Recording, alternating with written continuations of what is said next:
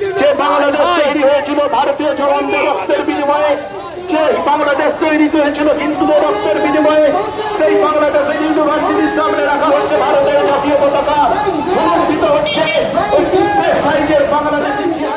বাংলাদেশে ইসলামী সরকারের দ্বারা আটক চিন্ময় কৃষ্ণ দাস প্রভুকে অবিলম্বে মুক্তি ও হিন্দু বৌদ্ধ সংখ্যালঘুদের নিরাপত্তার দাবিতে আজ বহরমপুর হিন্দু একতা মঞ্চের পক্ষ থেকে প্রতিবাদ মিছিল বের করা হয়।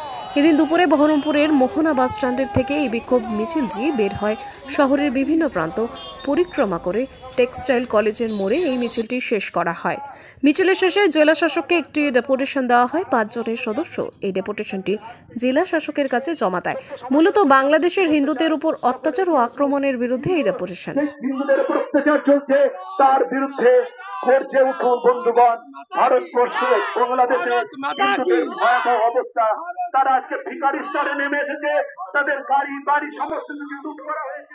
বাংলাদেশে যে হিন্দুদের উপরে যে নারকীয় যে অত্যাচার চলছে, সেই অত্যাচারের প্রতিবাদে আমরা এখান থেকে বহরমপুরের বিশ্ব হিন্দু পরিষদের আমাদের সমস্ত রকম হিন্দু আমাদের একতা মঞ্চ আছে, সেই হিন্দু একতা মঞ্চের সমস্ত সদস্যদের নিয়ে আমরা আজকে পথে নেমেছি। এর প্রতিবাদে বাংলাদেশের এই অন্যায় অত্যাচার, নারকীয় যে অত্যাচার চলছে, নারীদের উপর যে অত্যাচার চলছে, তারই প্রতিবাদে আজ আমরা এই পথে নেমেছি। আগামীতে যদি আমাদের এই পথ লাগাতার চলবে, প্রয়োজনে এরপরে আরো বৃহত্তর আকারে হবে। বৃহত্তর আকারের জন্য আমরা প্রস্তুত আছি, মানসিকভাবে প্রস্তুত আছি।